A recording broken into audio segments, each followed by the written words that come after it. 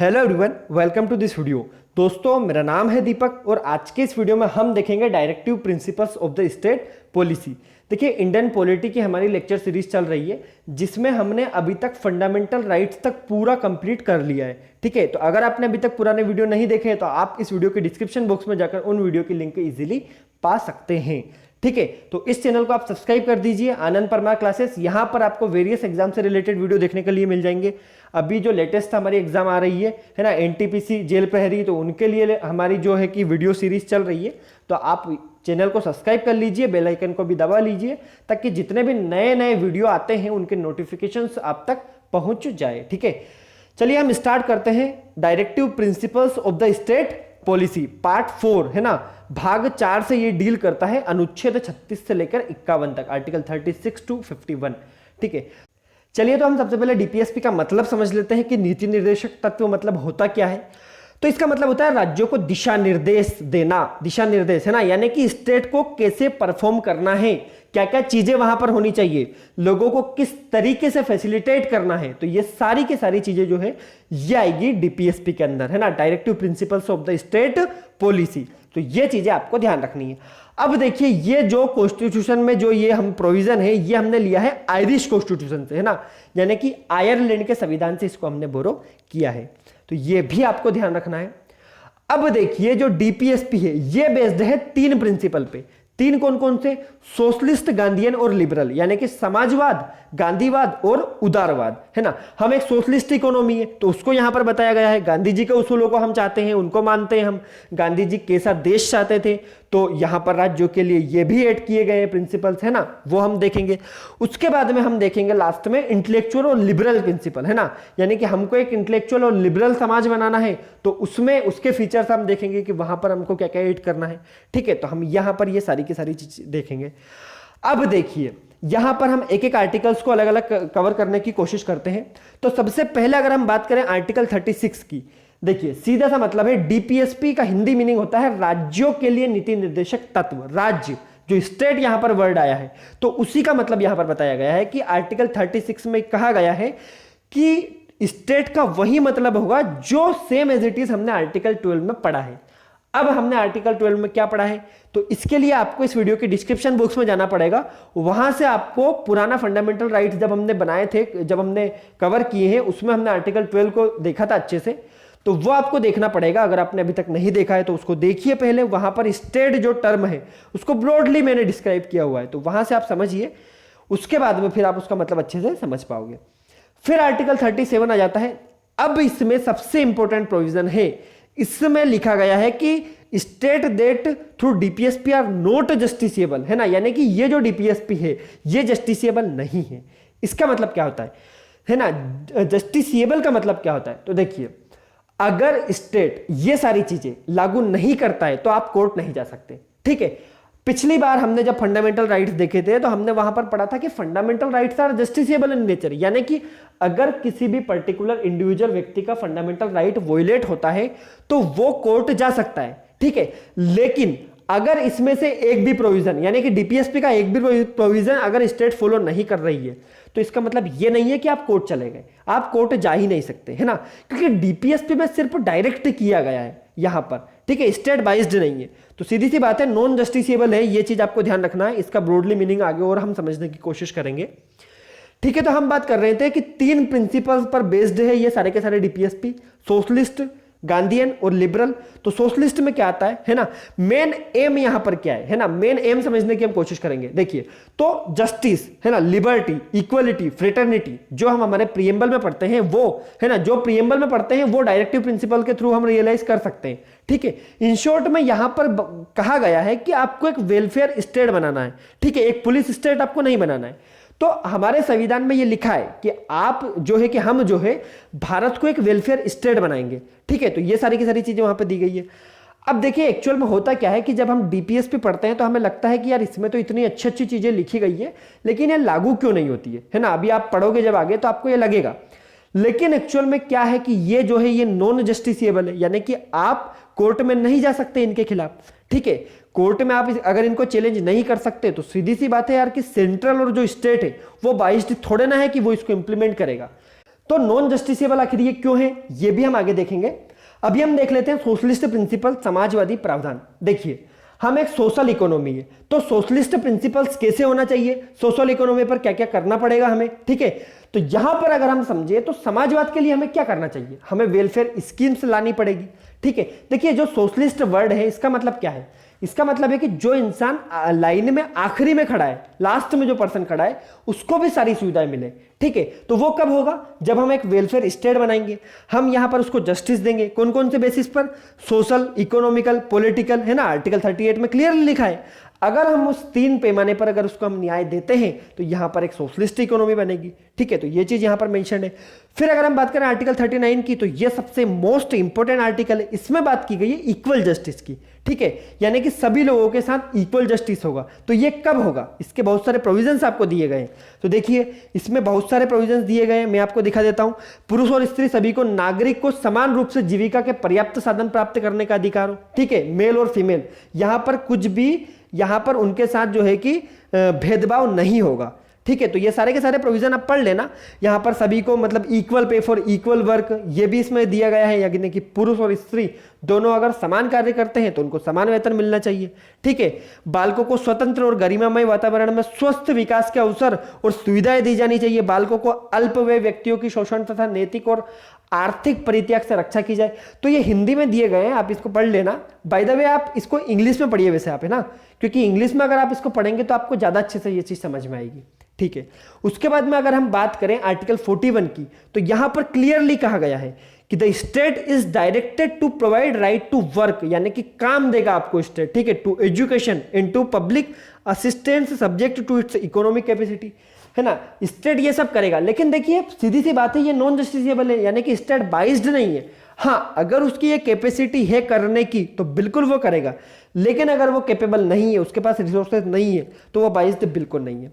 फिर आर्टिकल 42 में दिया गया है कि यहां पर आप जो है कि आपको मैटरनिटी लीव देनी पड़ेगी, यानी कि मातृत्व अवकाश, है ना, महिलाओं को देनी पड़ेगी यहां पर प्रसूति सहायता के लिए आपको, ठीक है। आप मना नहीं कर सकते, स्टेट मना नहीं कर सकता। मिनिमम वेजेस एक्ट यहां पर लेकर आना पड़ेगा, ठीक है। तो ये सारे के सारी चीजें यहां पर दी गई है आर्टिकल 42 में।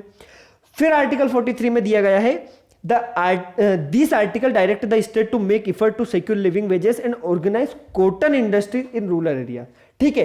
यहां पर आप जो है कि रूरल एरियाज में कॉटेज इंडस्ट्रीज को डेवलप्ड कीजिए, वहां पर उनको बनाइए। यानी कि देखिए सीधी सी बात है, एक स्टेट को वेलफेयर बनाने के लिए कौन कौन से सोशलिस्ट प्रिंसिपल्स इसमें ऐड किए जाना चाहिए, वो चीज यहां पर दी गई है। अब हम नेक्स्ट देख लेते हैं गांधीयन प्रिंसिपल, ठीक है। गांधी जी जो है कि उनके प्रिंसिपल्स को हम मानते हैं, है ना। देखिए गांधी जी जो है वो डिसेंट्रलाइजेशन इकोनॉमी की मांग उन्होंने उस टाइम पर की थी। गांधी जी ने बोला था कि आप गांव को ताकत दे दो, ठीक है, गांव को डोमेस्टिक आप वहां पर इंडस्ट्रीज बढ़ाओ ताकि वहां के लोगों को रोजगार मिले, है ना, गांव मजबूत हो जाए, है ना। तो यहां पर देखिए आर्टिकल 40 में क्लियर लिखा है कि ग्राम पंचायतों का संगठन, यानी कि ग्राम पंचायत बनाइए आप, राज्य ग्राम पंचायतों का संगठन करने के लिए कदम उठाएगा, उनको ऐसी शक्तियां प्रदान करेगा, उनको अधिकार प्रदान करेगा कि वो स्वायत्त शासन की इकाइयों के रूप में कार्य करने योग्य बनाए जाए, ठीक है। तो ये चीज इसमें दी गई है। फिर उसके बाद में एक सबसे मोस्ट इंपोर्टेंट प्रोविजन है आर्टिकल 43 में कि आप जो है कि स्मॉल एंड कॉटेज इंडस्ट्री बनाइए, ठीक है, स्मॉल जो इंडस्ट्री है उनको प्रमोट कीजिए आप, ठीक है। तो गांधी जी जो है उन्होंने कहा था ताकि गांव में जो लोग रहते हैं उनका विकास हो सके, और अल्टीमेटली अगर गांव का विकास होगा तो गांव इकोनॉमी का भी विकास होगा, ठीक है, इकोनॉमी का भी डेवलपमेंट होगा यहाँ पर। तो ये बात की गई थी। फिर आर्टिकल 46 में किया गया है कि आप SC/ST के लिए और अदर वीकर सेक्शन के लिए एजुकेशन से रिलेटेड पॉलिसीज बनाइए, आप उनके जो एजुकेशन है उसको प्रमोट कीजिए आप। तो ये बात की गई है। फिर अगर हम देखें तो आर्टिकल 47 में कहा गया है कि जो नशीली पदार्थ है, नशीली दवाएं हैं, नशीली जिससे बॉलीवुड जो पूरा घिरा हुआ है, तो आप ड्रग्स को बंद कीजिए, ठीक है, उस पर जो है कि रोक लगाइए आप, ठीक है, उनका कंजप्शन नहीं होना चाहिए। तो ये चीज यहां पर दी गई है। आर्टिकल 48 में दिया गया है कि जो काउज है ना, जिनका जो है कि स्लोटर होता है, ठीक है, जिनका वध होता है, हम देखते भी है, तो उन पर रोक लगना चाहिए। और जो गाय की हमारी नस्ल है हमारे देश में, उनकी नस्ल में सुधार होना चाहिए, ठीक है ना, ब्रीड्स में इंप्रूवमेंट होना चाहिए। तो ये सारी की सारी चीजें गांधी जी ने यहां पर की थी। नेक्स्ट अगर हम बात करें लिबरल प्रिंसिपल्स की, ठीक है, लिबरल प्रिंसिपल्स, देखिए ये जो लिबरल्स है ये BR अम्बेडकर की देन है, ठीक है। लिबरल्स इंटेलेक्चुअल प्रिंसिपल्स होना चाहिए। लिबरल्स को अक्सर लोग गलत समझ लेते हैं, है ना, गाली समझ लेते हैं इसको, लेकिन याद रखिए अगर अब हम लिबरल्स के नाम पर गलत चीजें ना बोले, ये चीज हमें ध्यान रखना पड़ेगा, ठीक है, गलत चीजें ना करें हम, है ना। लिबरल्स का तो लोग गलत ही मतलब निकालते हैं, उसका मतलब समझ ही नहीं पाते कि होता क्या है। ये क्या हो गया, हाँ ठीक है ना, लिबरल्स का मतलब समझ ही नहीं पाते, ठीक है। एक्चुअल में क्या है, देखिए लिबरल का ये मतलब थोड़ा ना है कि आप निकल जाए, यानी कि मान लीजिए किसी के साथ हिंसा हो रही है ना, और आप दूसरे तबके से बिलोंग करते हैं तो आप उसको जस्टिफाई करें, है ना, आप देश को ही नकार दें, तो ये नहीं है लिबरलाइजेशन। लिबरलिज्म एक अलग चीज है, यहां पर आप वैल्यू करें, लोगों की रेस्पेक्ट करें, अगर कोई आपसे डिसएग्री भी कर रहा है तो उसकी भी आप रेस्पेक्ट करें, ठीक है। तो डेमोक्रेसी के लिए ये बहुत जरूरी है, ठीक है। तो ये जो लिबरल और इंटेलेक्चुअल प्रिंसिपल्स है ये बहुत ही ज्यादा यहां पर जरूरी है। अब इसमें कुछ आर्टिकल्स दे रखे हैं, जैसे आर्टिकल 44, इसमें बात की गई है यूनिफॉर्म सिविल कोड की, ठीक है। यूनिफॉर्म सिविल कोड मतलब क्या, देखिए फंडामेंटल राइट्स का वोलेशन होता है तो हम सीधे सुप्रीम कोर्ट पहुंच जाते हैं, कोर्ट पहुंच जाते हैं, लेकिन डीपीएस पे अगर लागू नहीं करता है स्टेट तो फिर क्या, तो ठीक है, डीपीएसपी लागू करने के लिए आपको लॉ बनाना पड़ेगा, ठीक है, आपको पार्लियामेंट में जो है कि बिल पास करना पड़ेगा, तो उसके लिए यूनिफॉर्म सिविल कोड की यहां पर बात की गई थी, जो अभी तक नहीं आया। फिर आर्टिकल 45, इसमें बात की गई to provide the early childhood care and education, यानी कि 6 साल से कम उम्र के बच्चों के लिए शिक्षा, उनकी देखभाल के लिए तो आंगनवाड़ी केंद्र स्टेट बनाएगा, ठीक है, ये सारी चीजें प्रोवाइड करेगा। फिर उसके बाद में कृषि यानी कि एग्रीकल्चर और एनिमल हस्बेंड्री यानी कि पशुपालन, इनको आधुनिक पैटर्न पर मॉडर्न तरीके से, साइंटिफिक तरीके से यहां इनको डेवलप किया जाए। उसके बाद में 48A मतलब होता है अमेंडमेंट, ठीक है ना, ये बाद में जोड़ा गया था। तो इसमें क्या बात की गई थी, वन के पर्यावरण और सुरक्षा की रक्षा के लिए सुधार करना, ये भी इसमें बात की गई है। फिर आर्टिकल 49 में कहा गया है to protect the place and object of historic importance, यानी कि जो हमारे ऐतिहासिक महत्व के जो स्थान है, ठीक है, जैसे मध्य प्रदेश की अगर हम बात करें तो सांची स्तूप है ना, खजुराहो के मंदिर है, ठीक है, तो ये सारे के सारे जो प्लेसेस है, हिस्टोरिकल प्लेसेस है, इनको इंपॉर्टेंस देगी, इनका प्रचार करेगी, इनको प्रोटेक्ट करेगी, कौन करेगी, स्टेट करेगी, ठीक है। नेक्स्ट अगर हम बात करें आर्टिकल 50 की, तो इसमें बात की गई है separation of judiciary to the legislation, ठीक है, जुडिशरी को एग्जीक्यूटिव से सेपरेट करना, है ना, अगर मिला दिया तो बवंडर हो जाएगा, क्यों, क्योंकि जुडिशरी ही जो है वही तो डेमोक्रेसी को बचाती है, डेमोक्रेसी को कौन बचाता है, जुडिशरी, हमने पढ़ा था फंडामेंटल राइट्स में, ठीक है, रिट्स हमने पढ़ी थी। फिर अगर हम आर्टिकल 51 की बात करें तो the article requires the state to promote internal peace and security, ठीक है, यहां पर आपको इंटरनल पीस और सिक्योरिटी को मेंटेन करना पड़ेगा, तो ये सारी की सारी चीजें यहां पर की गई है, ठीक है ना, ये सारे के सारे प्रोविजंस यहां पर दी गई है। देखिए यहां पर बहुत सारी ऐसी बात की गई है ना, लेकिन जैसे इक्वल डिस्ट्रीब्यूशन ऑफ रिसोर्सेज की बात यहां पर की गई थी, तो रिसोर्सेज को इक्वली डिस्ट्रीब्यूट किया जाए, इसका मतलब क्या है, इसका मतलब ये है कि सारे लोगों में बराबर होना चाहिए। लेकिन यहां पर क्या होता है, यहां पर हम देखते हैं कि भारत में 1 से 2% लोग हैं जिनके पास सारी वेल्थ है, ठीक है, तभी तो हम 7th लार्जेस्ट इकोनॉमी है। अगर आप ऐसे प्रैक्टिकली देखें तो हम 7th largest economy per capita income के हिसाब से तो बिल्कुल भी नहीं है, क्योंकि यहां पे प्रति व्यक्ति आय तो बहुत ही कम है, 60 से 70% गरीब ही है। अगर हम भारत की इकोनॉमी को उठाकर देखें तो यहाँ पे 60 से 70% लोग गरीब है, और बाकी के जो बचे हैं वो मिडिल क्लास है, और मात्र 1 से 2% जो लोग हैं उनके पास यहाँ पर सारे रिसोर्सेज है ना, सारे के सारे रिसोर्सेज देखने को आपको मिल जाएंगे। तो इक्वल डिस्ट्रीब्यूशन ऑफ रिसोर्सेज यहाँ पर होना चाहिए, लेकिन प्रैक्टिकली अगर हम उसको देखें तो वो पॉसिबल ही नहीं है, ठीक है। उसके बाद में अगर हम यहाँ पे बात करें तो हम यहाँ पर हमने देखा था कि ये नॉन जस्टिसिएबल है, तो नॉन जस्टिसिएबल आखिर ये क्यों है, ठीक है। तो देखिए यहां पर ऐसा है कि जितने भी हमने आर्टिकल्स यहां पर देखे, इसमें इसको आपको इंप्लीमेंट करने के लिए चाहिए पैसा, ठीक है, बहुत ज्यादा पैसा। एक वेलफेयर स्टेट बनाने के लिए आपको बहुत ज्यादा पैसा लगता है, तो उतने फिलहाल हमारे पास फाइनेंशियल रिसोर्सेस नहीं है। तो इसीलिए जब हम किसी स्टेट को, जैसे कि कोई भी स्टेट इंडिया में न्यूली बोर्न होता है, ठीक है, तो वहां पर किसी भी स्टेट को जब उसको ऐसा लगेगा कि यार अब हमारी ऐसी कंडीशन आ गई है कि हम जो है कि इन प्रावधानों को इंप्लीमेंट कर सकते हैं, तो उसको पूरी छूट दी जाएगी, कोई दिक्कत नहीं है। आपके पास प्रोसेस अगर प्रॉपर अगर रिसोर्सेस है तो आप जाइए, कोई दिक्कत नहीं है। लेकिन अगर हम यहाँ पर जैसे झारखंड है, बिहार है, ऐसे स्टेट से ये एक्सपेक्ट करें कि वो ये सारे के सारे प्रिंसिपल लागू करें, तो वो तो बिक जाएंगे, उनके पास रिसोर्सेस थोड़े ना है, ठीक है। तो जब वो काबिल बन जाएंगे तब ये है कि जो है कि उनकी बाध्यता है कि उनको ये लागू करना पड़ेगा, इंप्लीमेंट करना पड़ेगा, लेकिन आज तो वो नहीं कर सकते ना। तो ये सारी की सारी चीजें यहां पर दी गई है, ठीक है। तो आई होप आपको ये वीडियो पसंद आया होगा दोस्तों। अगर आपको इससे रिलेटेड कुछ भी डाउट है तो प्लीज आप कमेंट सेक्शन में बताइए, और आप इस वीडियो को शेयर कीजिए, लाइक कीजिए, सब्सक्राइब कीजिए। देखिए आप कमेंट इसमें करते हैं तो हमें मोटिवेशन मिलता है, आप लाइक करते हैं तो हमें मोटिवेशन मिलता है। तो हम आपके लिए सब्जेक्ट से रिलेटेड और भी इंफॉर्मेटिव वीडियोस लाने की कोशिश करेंगे, ठीक है। तो थैंक यू सो मच, आप इसको शेयर जरूर कीजिएगा।